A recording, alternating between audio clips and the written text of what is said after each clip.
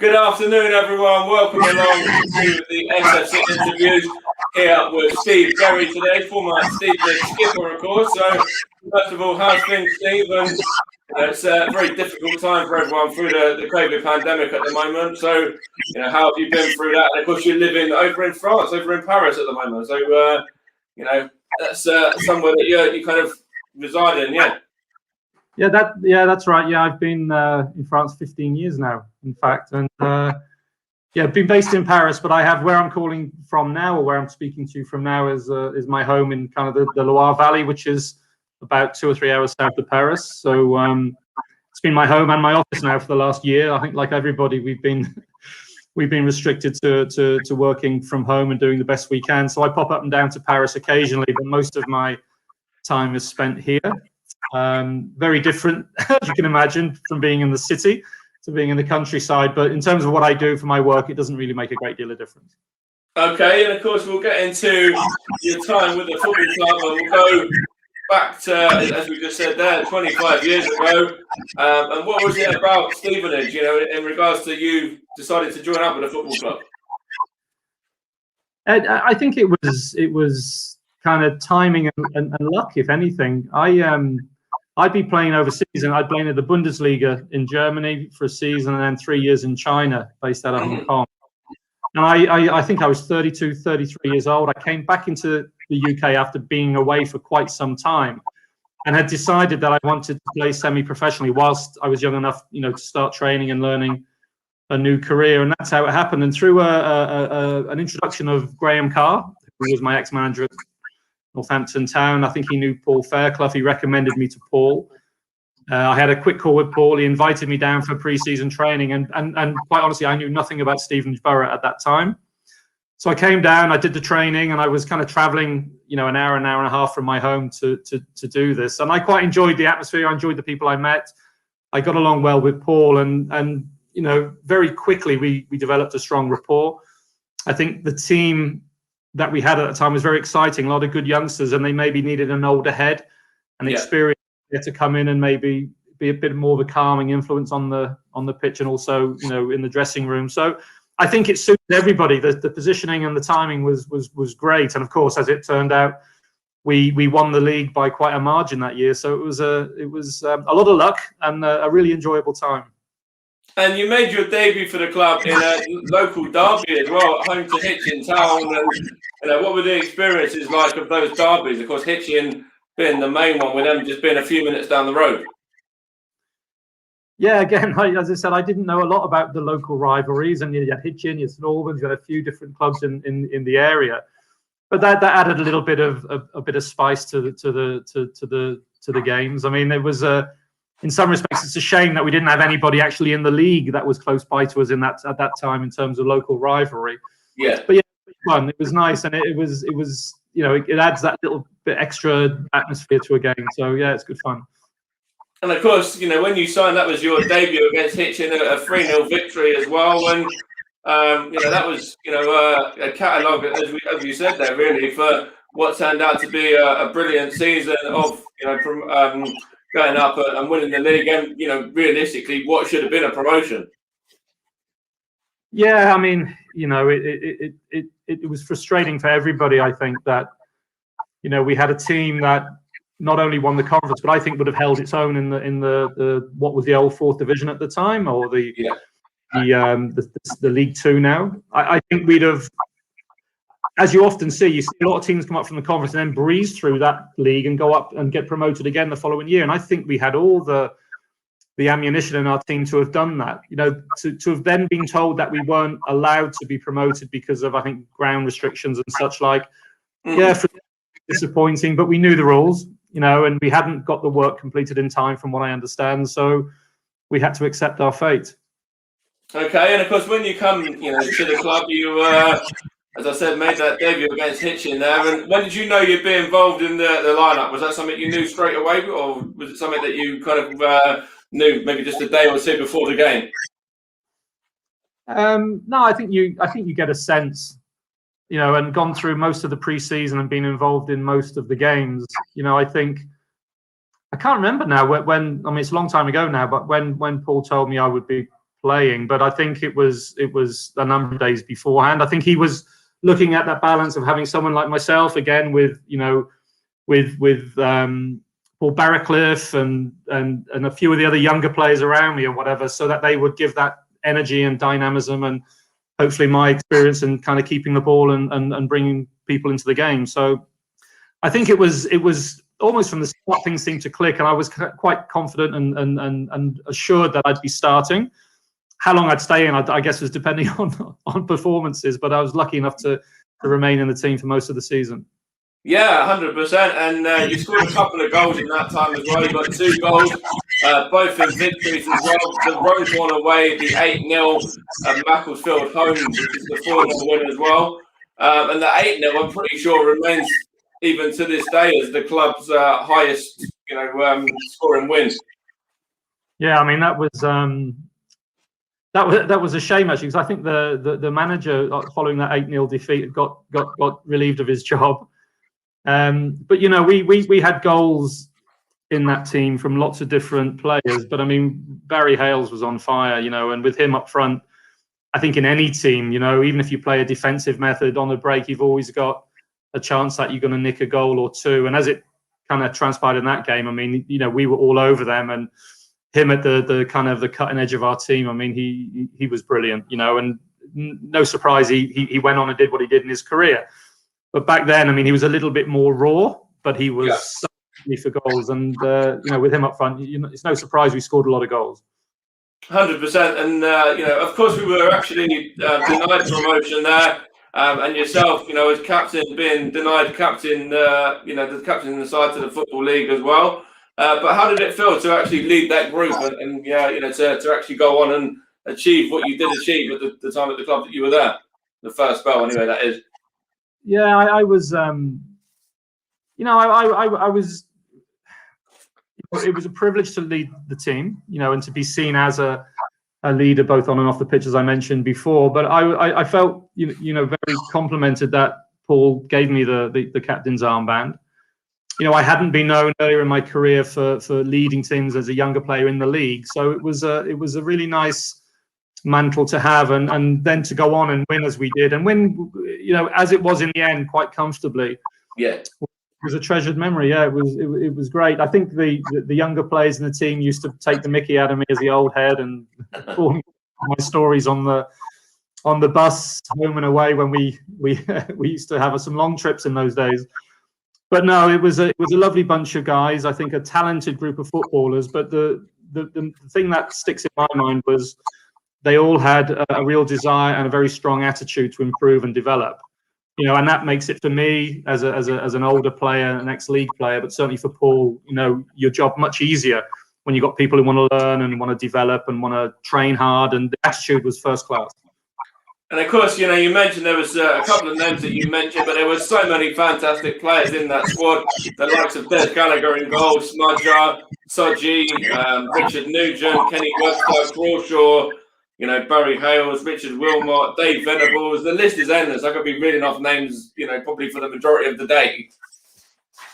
Yeah, there was I mean, as I said, I think we all kind of peaked that year in some respects, given our different, responsibilities in the team. Barry was scoring goals left, right, and centre. Soji, as raw as he was a colossus at the back, in terms of his energy and his athleticism, and same for Smudger, by the way. That pairing I don't think has ever really been bettered. But then you had, I think Robbie Mutchell came into the team at left back, hadn't really been around much, but a young player. We had Kenny Webster right back, powerhouse, great going forward, attacking player. And it was a team that was really, really, built on attack and all out attack, if you like. But yet we had some steel in the team as well. We had some players who were really tough. Paul Barracliff in midfield was energy, but also put his foot in and win the ball and whatever. And Dave Venables, would come up with various tricks down the wings and chip in with his goals as well. And I think it was later in the season, we brought a couple of new players in and lost a few. But I think those new players came in only complemented as well. I think Richard Nugent moved on. I'm trying to remember some of the other lads now that didn't stay for the whole season, but they all played their part. I've got plenty of names here for you. There's Phil Simpson, Sean Marshall, Tony Lynch, Stuart Beaver, Corey Brown. There's loads more as well. Yeah.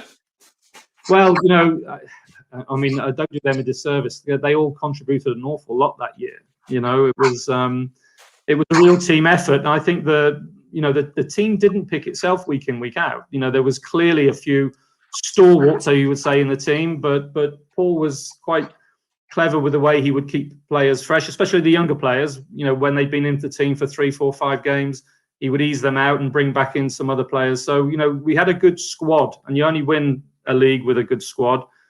So thanks for reminding me of some of them. I'm getting old on memory.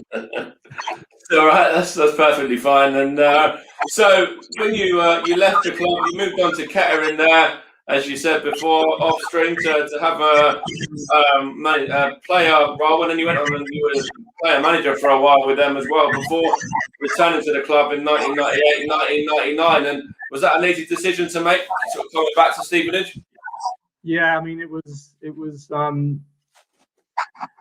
wasn't such an easy decision to leave. I mean, we'd been denied, obviously, promotion, which was, as I said, it was disappointing, but not surprising. And I had some really good offers: Rushden Diamonds, Kettering Town, even Macclesfield, and different clubs were interested in me following captaining, the championship winning side. And I was a free agent.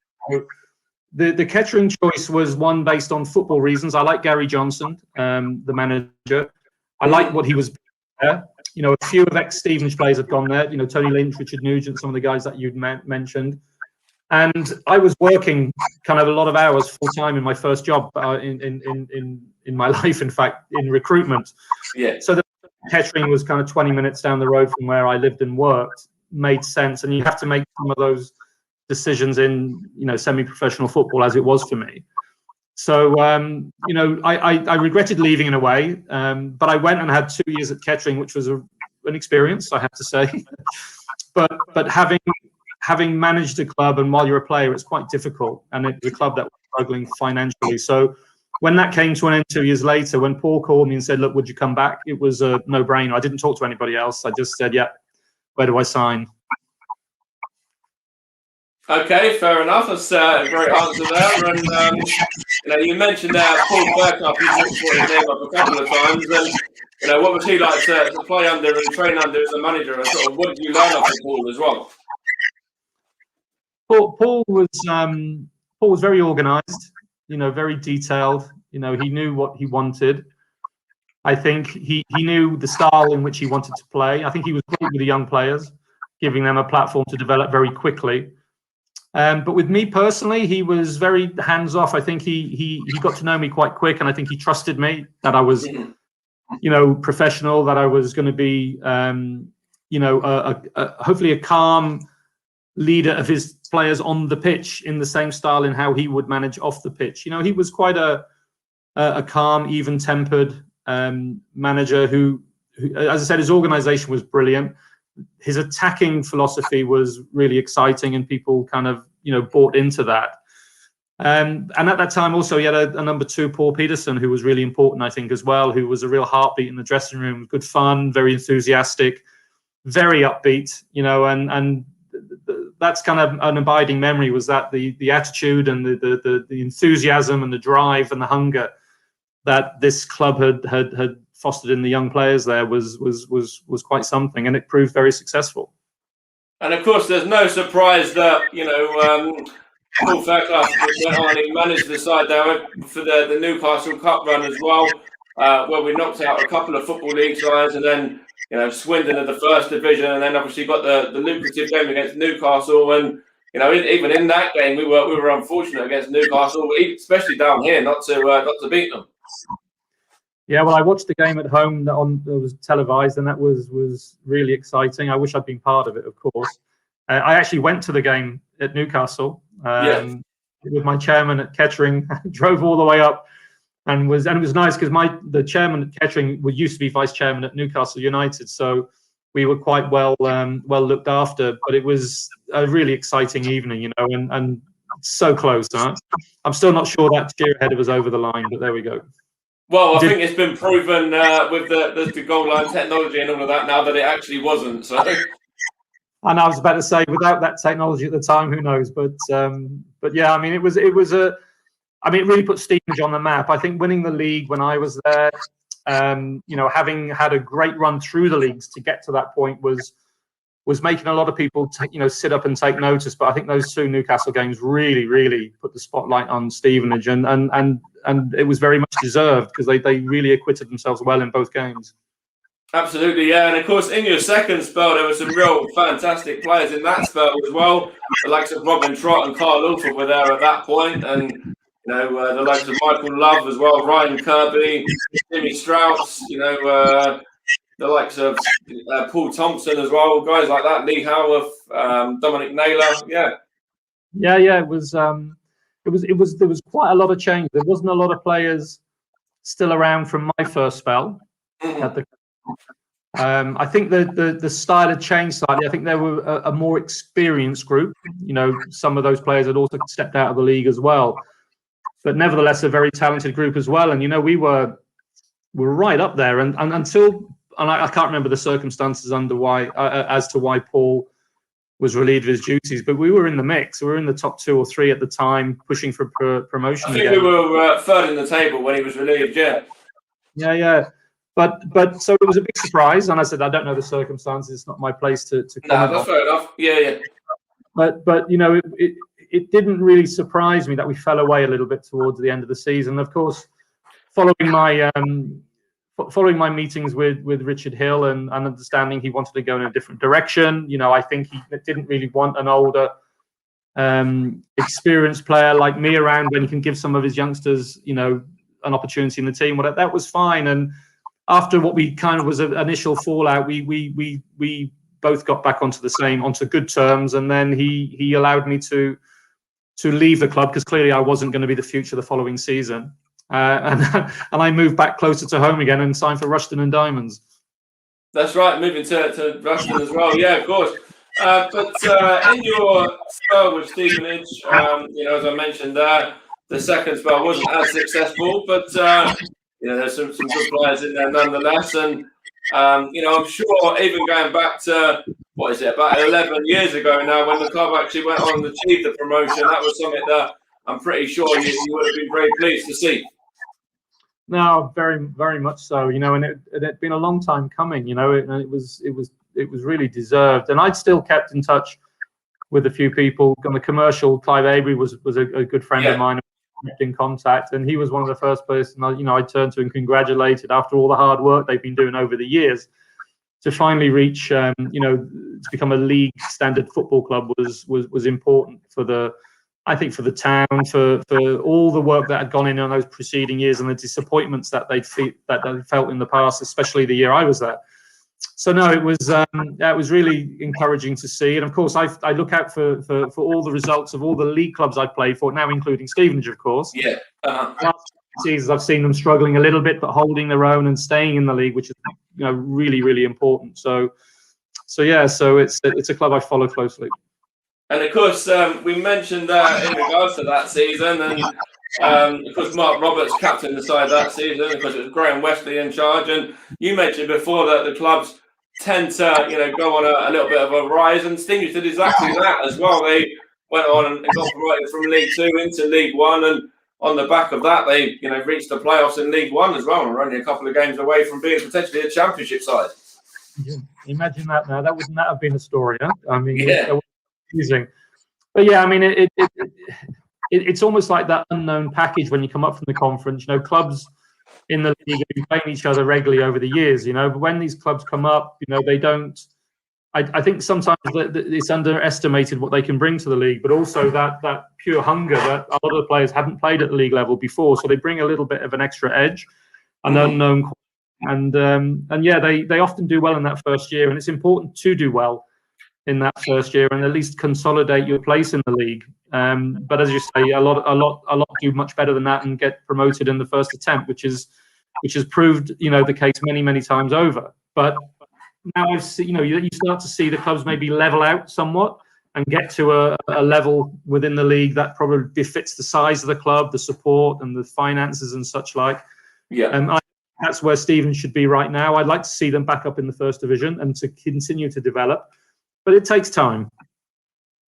Yeah, absolutely, 100%. And as I said before, when Graham was in charge, and of course he left to go off to Preston because he got a better offer on the table there to move to there.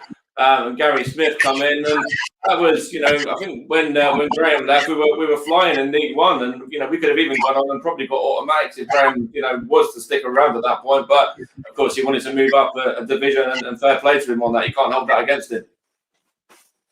No, you can't. And and Preston, I mean, Preston North End has its unique history and place in the Football League, and its history, and Stevenage as a league club is still developing that, and that will come, of course, with time. But can you deny someone the opportunity to go to a club of that stature and that size and that history? Possibly not.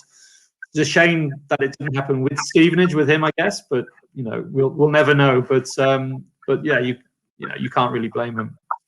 No, absolutely. So what have we got on here now? So of course,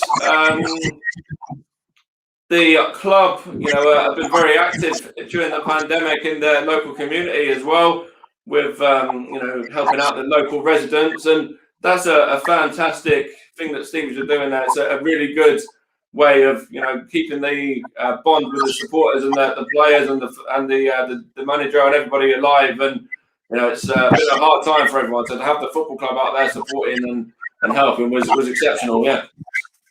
Well, no, that's good to hear. Yeah, I mean, I'm not local any longer. I'm no longer in the UK, so I don't really see that side of what's going on. But it's so good to hear. And the one thing that again, with abiding memories, it was that we were very connected to the town, to the local community. Even when I was there, and I wasn't a Stevenage lad, I wasn't from the area, but you could sense that there was a link there, and there was a strong connection with the supporters and the fans, and as I said, the community. So that doesn't surprise me to hear that, and it's good to hear as well. Yeah, absolutely, and of course. The club have remained a Football League club as well. It's been, I think it's 10 years a Football League club now. In fact, I think it's even longer than that now on the back of this season as well.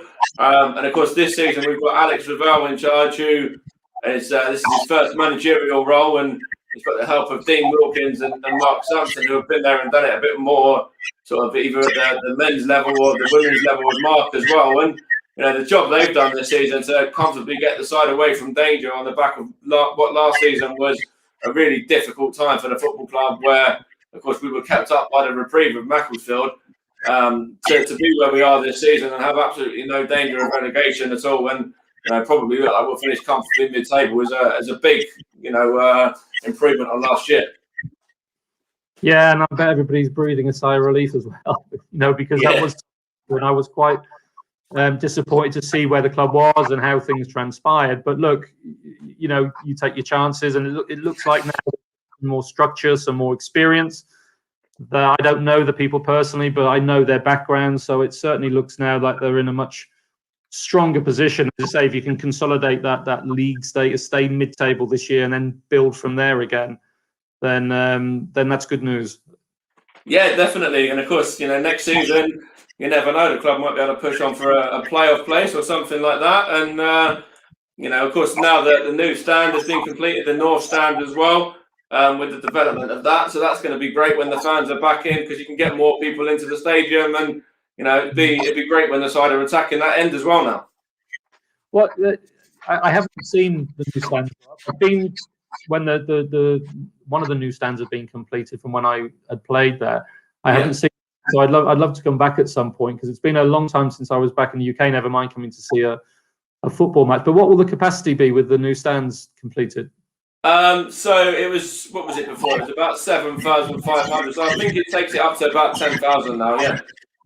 Oh, great. Okay. And there was always a nice atmosphere, at Broadhall Way. I don't know what that's called anymore, but I guess the atmosphere is generated by a successful team, a team that's hopefully winning trophies or winning promotions, and that makes it that bit extra special. But there was always a nice homely atmosphere at Stevenage.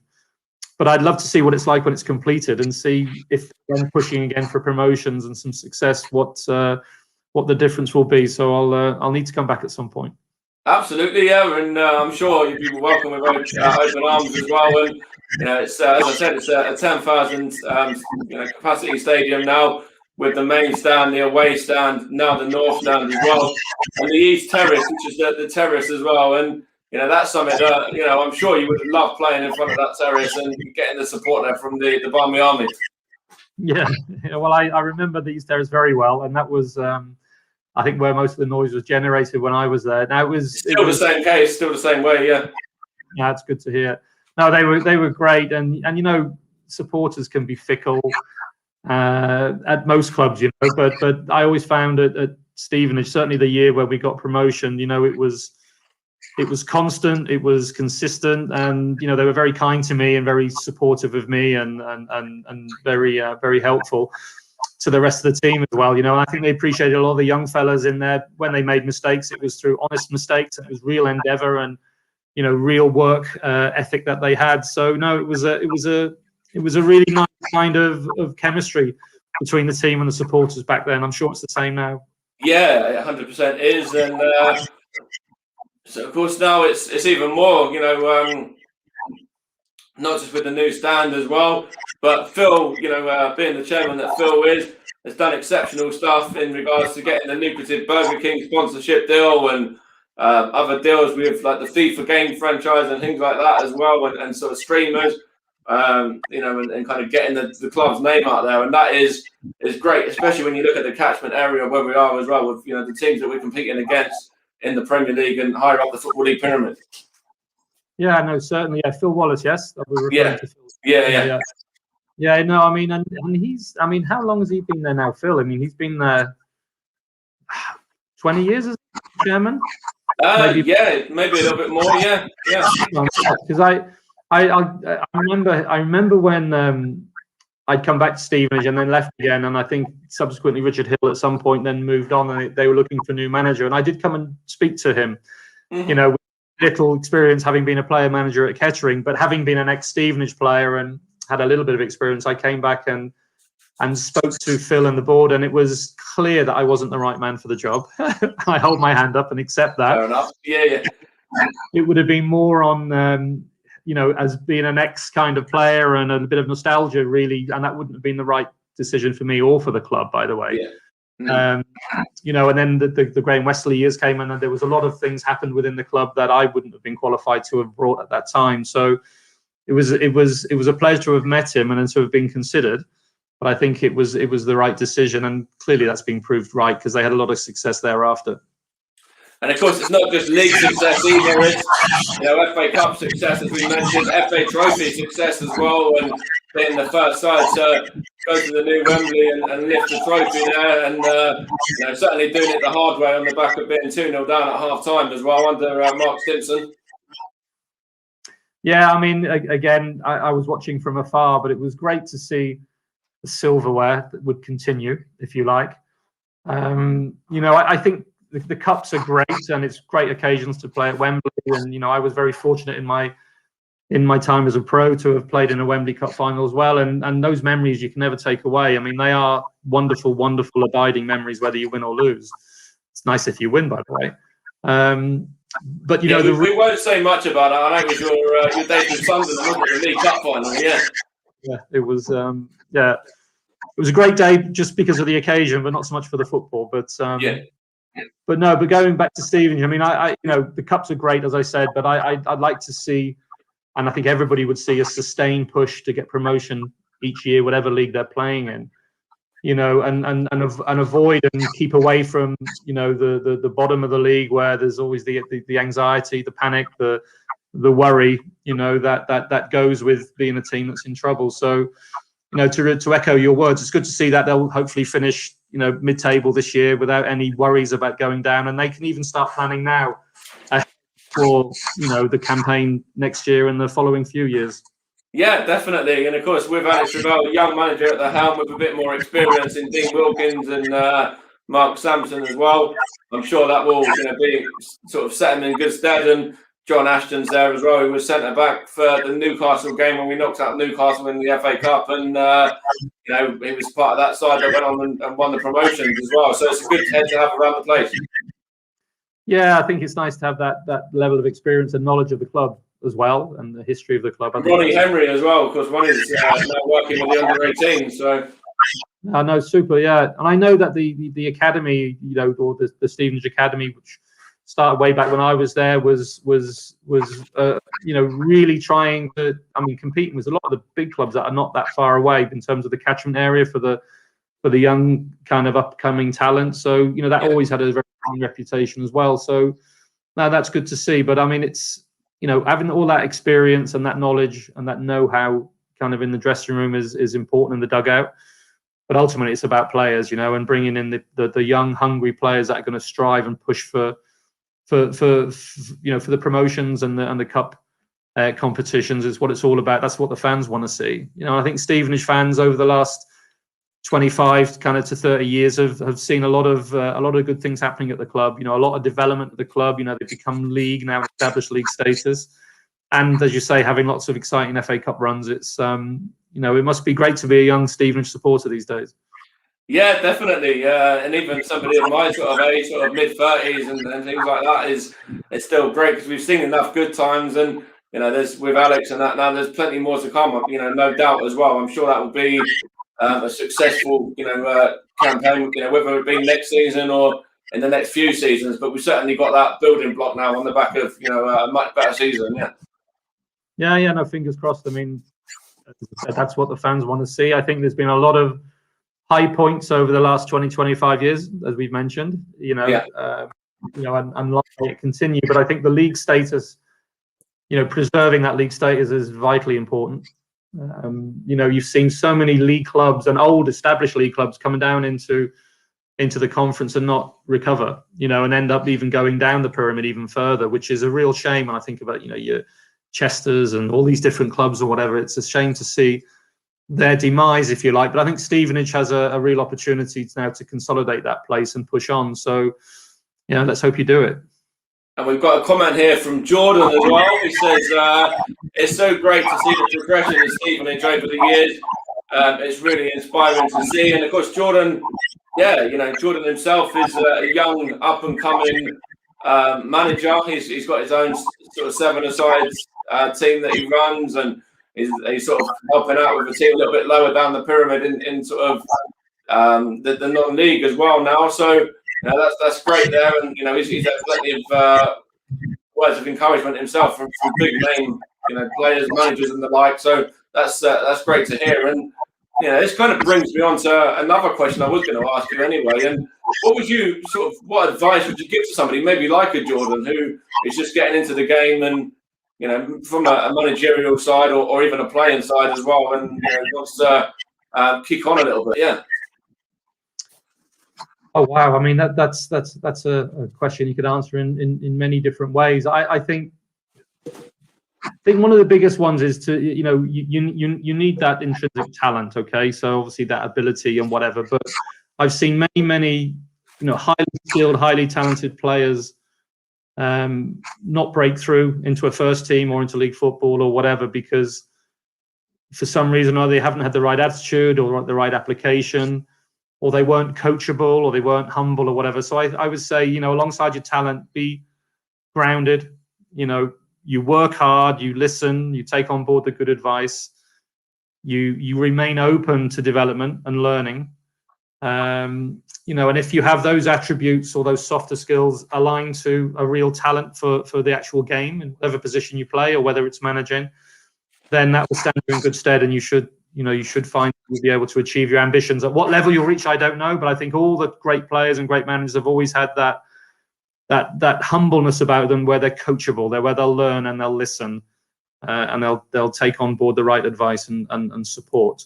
Recognizing where that comes from is important too, but I think you need to have the right attitude and the right hunger. Yeah, that's a fantastic answer. And Jordan's based in Essex, and he's won some local awards for the work he's done over there as well. So he's very, certainly has a passion for the game, and he loves football, and he just loves being out there on the touchline and seeing the boys develop and kind of improve. Yeah. Yeah, you used the word there that I didn't use, and it's vitally important. You passion.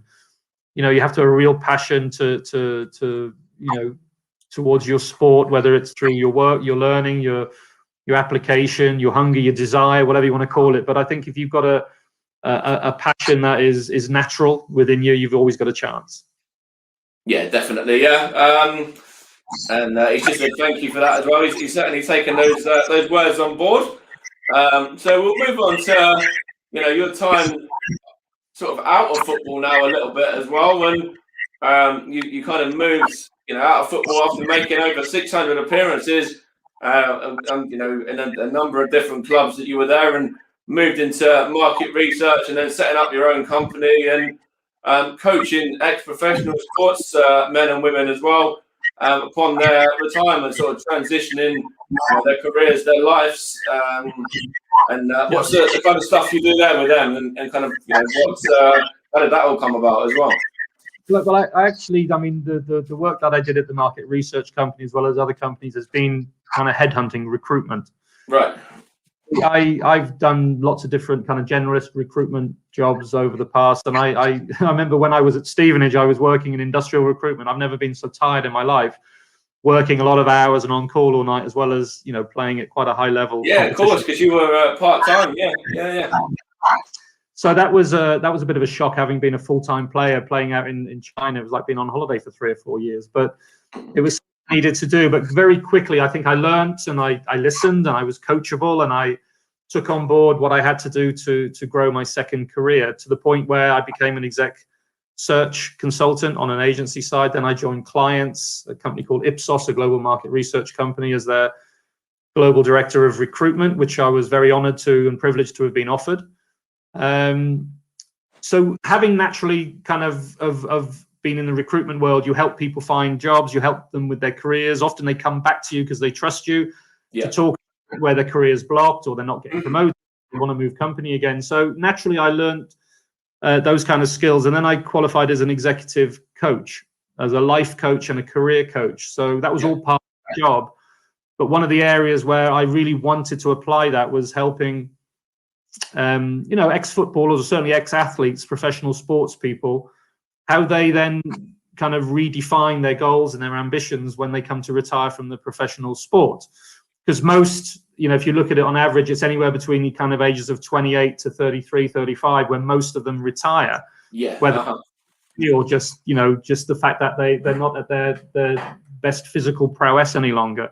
And often it's a very difficult transition to make, because we've all given up any kind of education or any kind of secondary education for our sports. Generally you start at 14, 15, 16 years of age. So most of us don't have the kind of qualifications or education that you need then to sustain your life thereafter. And you finish football, maybe you've got families and you've got children and all sorts to provide for. And it's a really tough time, and you've seen many players get into extreme difficulties where they can't find their way, and often they fall into the extreme cases, into alcoholism or drug addiction or whatever it may be, gambling, whatever it is, to try and sustain a high of being a footballer, but also try and make money quickly, if you like. So I think there was a lot of work needed doing in this area, and I was disappointed with the Professional Footballers Association weren't doing enough, or weren't making it tailored enough for the individual. So, I tried and got involved in doing that kind of work alongside my main job over the last kind of 7 or 8 years. And that's great that you're still remaining involved in sport as well, and helping people to transition sort of in sort of that capacity and life capacity as well as sport capacity. So what have we got on here now? That kind of goes on nicely to my next question as well, really, and that's sort of how important is it for ex-sports personalities to sort of look after themselves upon leaving the career that they chose, whether that's, football, whether it's rugby, cricket, athletics, boxing, whatever it may be. And that's sort of from the physical and the mental side. Yeah. Yeah. I mean, it's not easy. And the advice differs depending on the individual, of course, but often players will get out of the routine of training, the habit of being in a regimented kind of environment. It's a little like, I can make a comparison with coming out of the armed forces. It's transition people make, but they're used to being in a regimented, very, sort of structured, structured life, yeah. And when you come out of that and you lose that, you feel cast adrift, you feel isolated, and then you do let your habits kind of they drop off, or you're probably not training any longer, so your body starts to decline, if you like, or you're not in the same shape. And I think if you're not in that right shape, then I think also mentally it's very tough as well, and it's very difficult. A lot of players, don't like to ask for help, or to admit vulnerable, or worried or anxious about their future. So rather than have a forum where they can open up and talk about it, they bottle it up and turn sometimes to other vices, which is kind of very destructive. I try to make it more positive, because there's a whole exciting life out there following your career. We give up what we're passionate about. We give up what we love and whatever, but it doesn't mean to say we can't find another thrilling, exciting opportunity outside of football, or even within the game, but in a different capacity. I think that's the kind of help I give is giving people that understanding of where to explore that, what are their capabilities, what's their personality best suited to, what kind of opportunity could be out there in the market for them, and then help them get there. Whether that's through any training, or any companies that will offer the development opportunities or whatever, because often footballers are full of fun, they're collaborative, they work great in a team, they are used to tough times, they are very, very durable, if you like. They have this stamina and this resistance to lots of things that happen in your football career, which really arms you well for a career in anything else you want to choose. But you've got to understand what those attributes are, that the softer skills, if you like. With a bit of or a bit of development in a certain product or a service, these people can really have good second careers if they apply themselves, but they've got to know how to do it. Yeah, that's fantastic. You're able to do that, and I'm sure you've already helped plenty of people to kind of get them back onto a good way of life again. So we'll go sort of a little bit off key now, and it still remains sort of in the game. But how important a part do the fans play in helping the teams as well? Of course, the fans at the moment are unable to be a part of the game. They're unable to be in the ground. Although yesterday, in fact, I did see a few fans at the League Cup final between Tottenham and Man City, which was great to see. But of course, for clubs, it's going to certainly play a part not having the fans there. And if they've got the fans in the stadium, then they can really kick on and possibly, a side like Stevenage who are mid-table, if the fans are in there, they could help them, push into that playoff position. Yeah. Yeah, I think it's very important, and we've all missed. That atmosphere and that support and that drive that the terraces and the fans give the players. This is going to sound a little bit strange, maybe. I've kind of lost a bit of interest over this last year watching football, because it's like watching training sessions. Yeah, I know what you mean. Yeah. And I guarantee you, most players, myself included, we hate training through the week, but you look forward to the games, because that's when the real stuff happens. That's where this atmosphere is generated by the crowd, by the expectation, by the fear sometimes that you're going to lose or that you're not going to play well. And that edge, if you like, that the fans give the game has been lost, of course. And I think the edge in terms of the actual quality of the football and the level of football that we've been seeing has declined a little bit. Maybe that's my opinion, watching from afar, and I watch a lot of Premiership football. But I'm a Liverpool supporter, by the way, so I know what it's like to be at Anfield. On a European match. Yeah. You cannot replicate that without fans. It's impossible. So we've lost a lot, I think, to the game this year. And listen, it's nothing compared to what a lot of other people have had to cope with in terms of the pain that this pandemic has caused. But yeah, I think football suffered. I think a lot of people are suffering with it, and we're just kind of waiting for it to get back to normal. And it looks like it's starting to open up again, which is great news, because I think it's been a bit of a non-event over the last year or so. I really do, but that's my own opinion, by the way. But yeah, it plays a huge part, the fans, a huge part.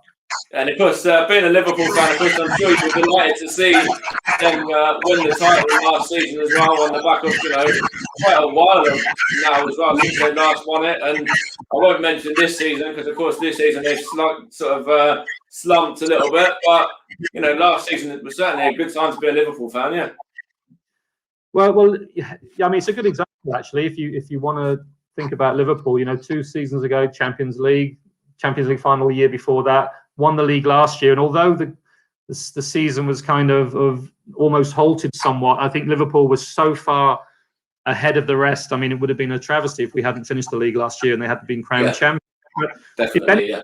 I think that their standards have dropped, and I think their level of intensity, hasn't been as good this year.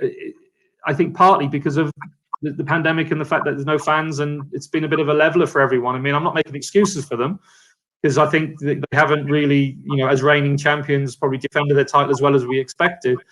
But again, I think it's just been a bit of a non-event this year for football. So, I can't wait for it to get back to normal. I hope it does very soon.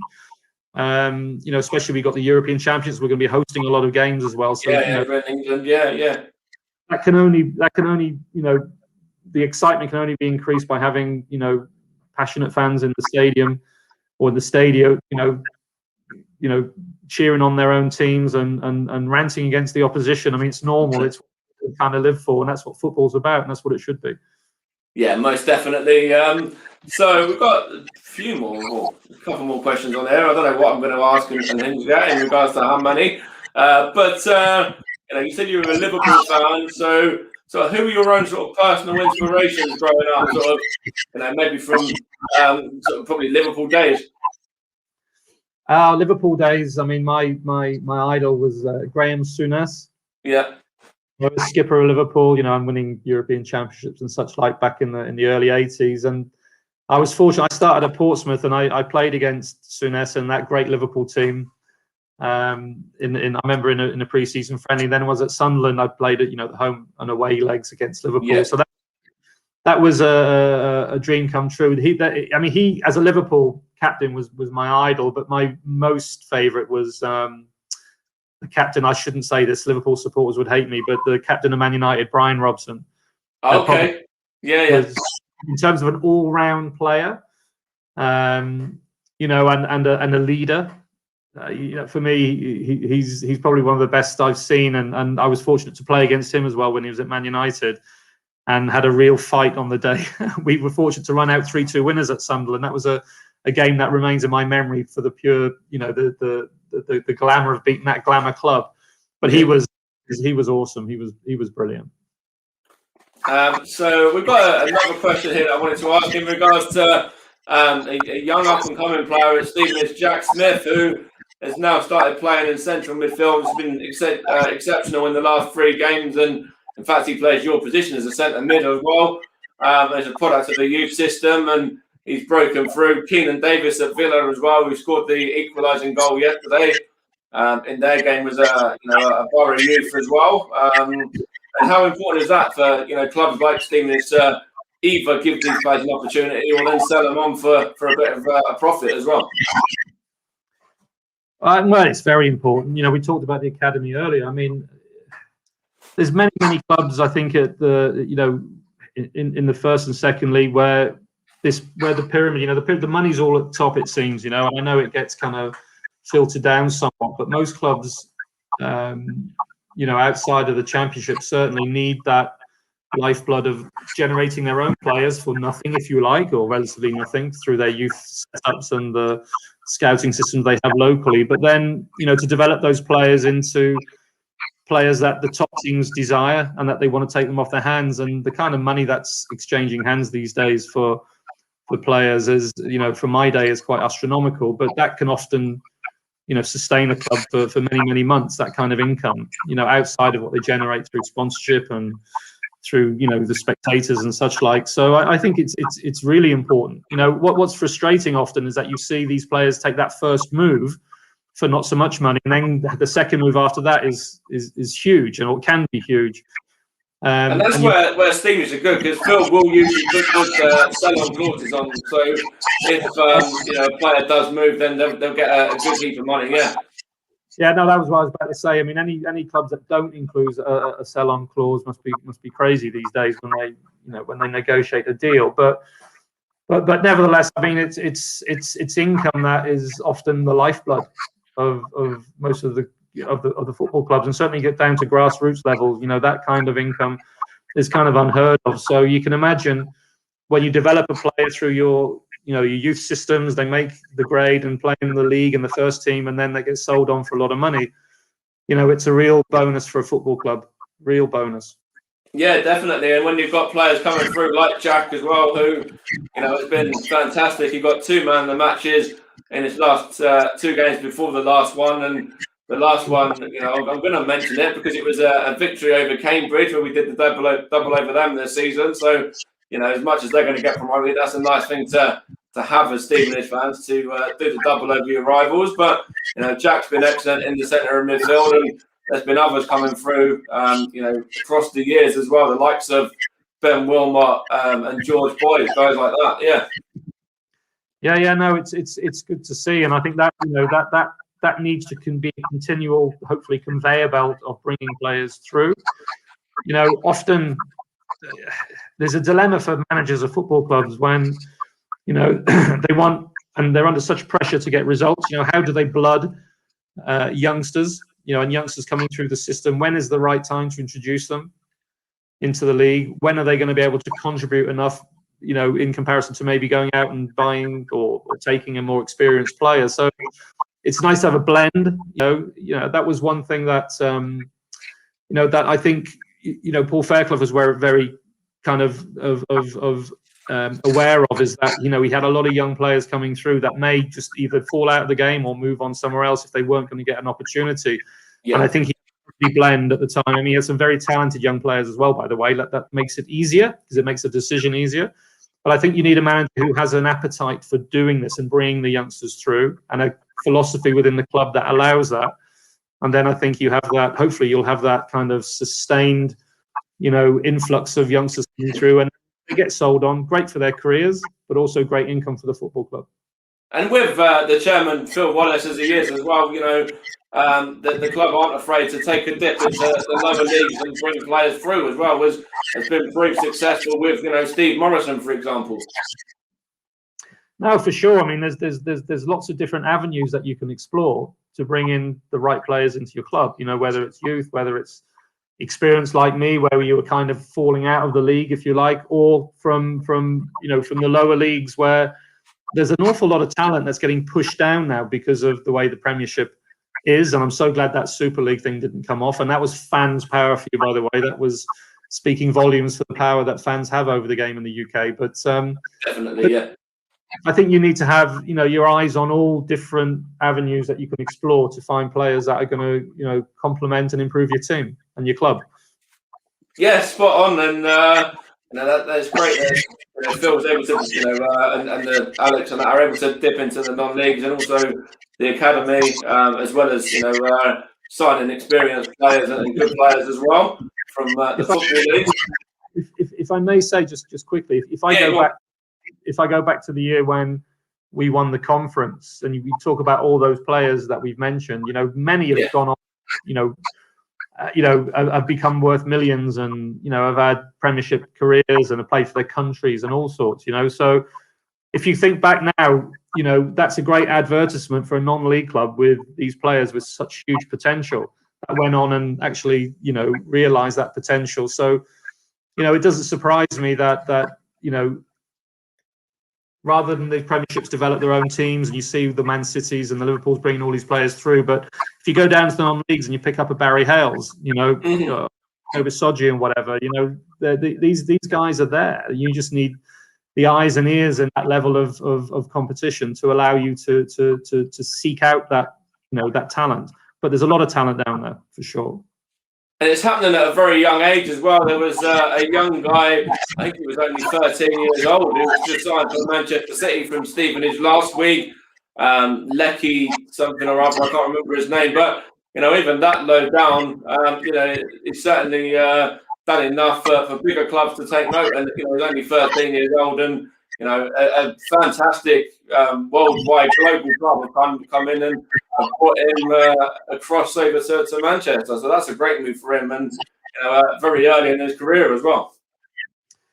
Yeah, it's interesting, isn't it? 13 years old, huh?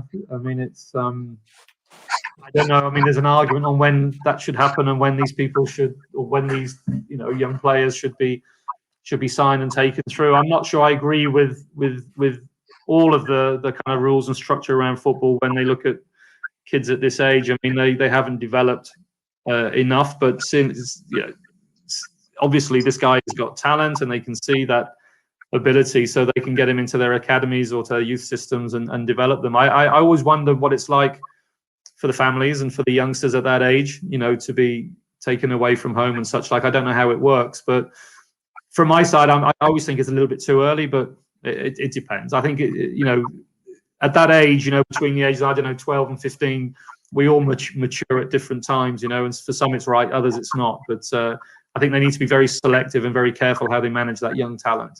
Yeah, most definitely. And we've got just one or two more questions, really. And of course, the club have done fantastic in integrating the women's game into it as well. Now with the women, now being Stevenage FC women, and actually they're only a fairly new club as well.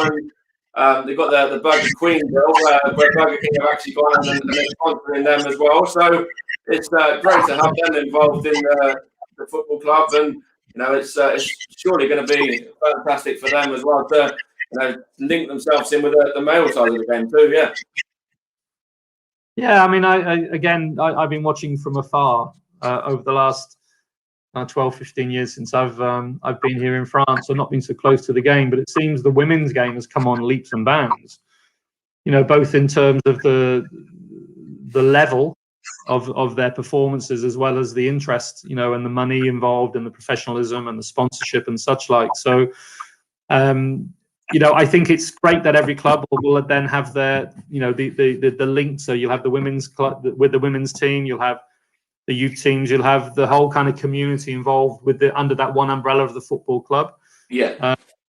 But in terms of how far it will go and how much interest it's generating seems to be endless at the moment. I don't know how far it can go, but I think it's important, and I'm glad to hear Stevenage has a team. I wasn't aware. I tend to, you see the big games or you see the England games that the women's game is showing on TV over here anyway. I don't see the grassroots football, but it's good to hear.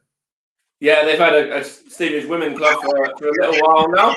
So they're doing fairly well for themselves as well. And of course, as I mentioned, they've got the same lucrative deal that the men have got as well, with the Burger King and Burger Queen deal as they've gone for, which actually you're seeing quite ironically, the Burger King in the leisure park in Stevenage, so the Rory Meg just by the football ground, that's actually been rebranded as Burger Queen as well, just to kind of link in with the club. Yeah.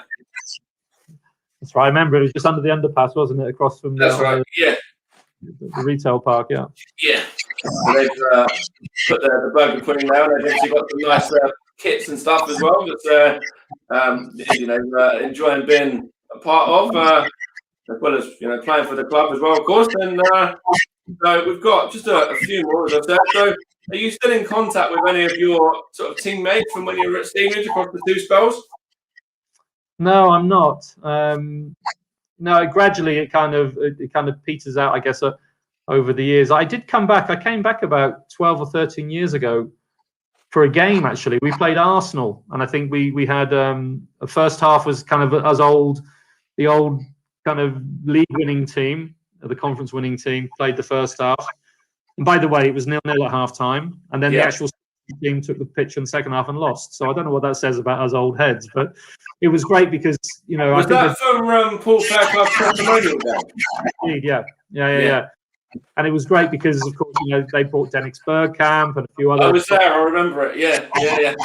Yeah. So it was a nice day. It was the last time I was there at Stevenage. I was invited back for that. And I think even Des Gallagher flew back from Australia, where he was living at the time, and I flew in from Paris. So that was great to see everybody and to kind of refresh all old acquaintances and such like. But since then, no, I've not the circles that I kind of socialize in and work in now, is mostly here in France. So I rarely get back to the UK. So I've kind of lost touch a little bit, but yeah, such is life, huh? Absolutely, yeah. Of course, you move on with the times. So, we've touched on the advice side of it as well. So, sort of, have you always been involved in the game, sort of from a young age, sort of at school teams and local district teams and things like that? Yeah. I mean, I remember I used to play 6 or 7 games a week. So you play for your school, your district, your own kind of, youth league on a Saturday, pub league on a Sunday with my dad. You couldn't get enough at the time. So yeah, I mean, I've been playing since I can remember. My father was in the Fleet Air Arm, the Royal Navy. So we kind of moved all over when I was a kid, different stations or whatever, and different locations. So everywhere I went, the first thing I'd look for is to join a football club. Yeah.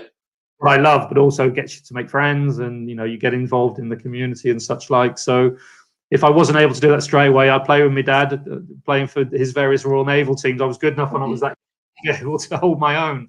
So yeah, I've been involved with it since I can remember. I always loved it. It was my passion. It was something that I was very fortunate to be able to live as a professional, to get paid for playing something you're passionate about.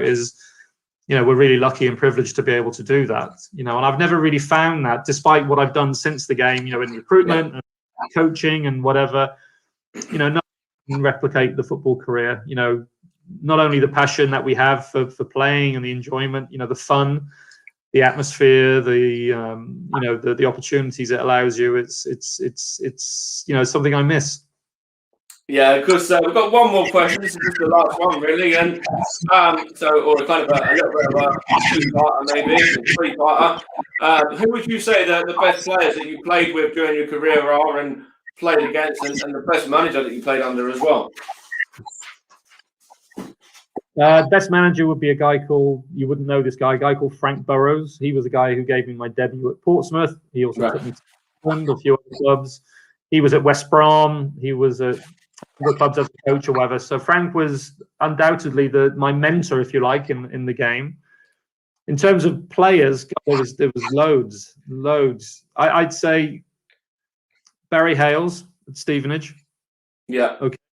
As a up and coming talent that I saw later in my career, that I thought, he's going to go a long way, and he did. But playing with the likes of Clive Walker, ex-Chelsea player at Sunderland, David Hodgson, ex-Liverpool, Barry Venison at Sunderland.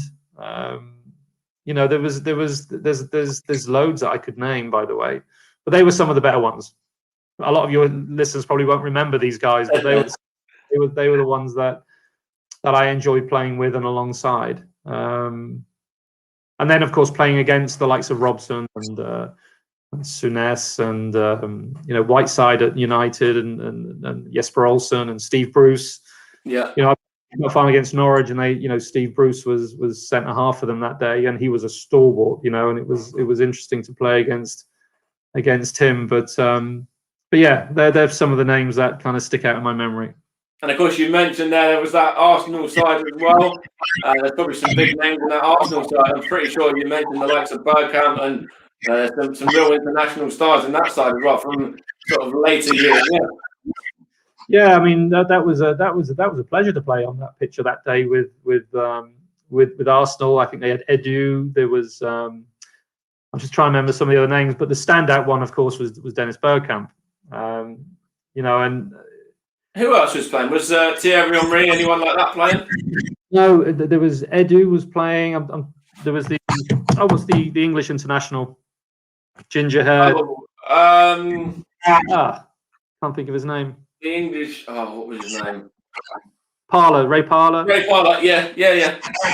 There was a couple of centre halves that played in the first team that were some foreign nationals as well. But they were the kind of the standout players that they brought up that day, and it was good for Paul. Was Martin Keown? No, I don't think Keown was there. It's funny. I was looking at a photo the other day of the two. Both the teams were mingled to have a photo. I recognise a number of the players, but it was nice for Paul, because I think Paul had a lot of contact with Arsenal youth teams, and some of scouts and coaches down. I think he did some work for them in his later years. So yeah, he has done. Yeah, a good connection with them. So it was really kind of them to bring a strong team for that game, and it was good fun. More fun meeting everybody again after so long and seeing how fat we've got or how grey our hair's got or whatever. It was nice. But now we'll wrap it up there, Steve. So thank you very much for taking some time out this afternoon to have this chat, and it's been great to speak to you. Yeah, good to see that you're doing well as well. No, thanks very much. Thanks for the invite, and obviously fingers crossed that we go on now at Stevenage next season on a bit more of a solid platform and get a little bit more success, so the fans can enjoy watching your team again. Thanks for inviting me. No, not to worry, and hopefully, you're able to get across to England and Stevenage for a game at some point. And yeah, as I said, you'll certainly be welcome with open arms, because obviously, you're one of the players there who started off, this sort of successful time for the football club with that, sort of title win, and it's great that we've gone on and we've kicked on from that. So I'm sure, not just yourself, but many of the squad there are delighted to see where the football club has progressed to. Yeah, brilliant. No, I think everybody's proud of the club and what they've done. When we were proud back then, but they've kicked on, onto different levels since we were there. So it's the right direction. It's what the club should be doing and developing and getting better and better. So it's nice to have played a part in that. Cheers. Thanks a lot, Steve. You're welcome. Okay. Take it easy. Bye. Thanks a lot. Bye-bye.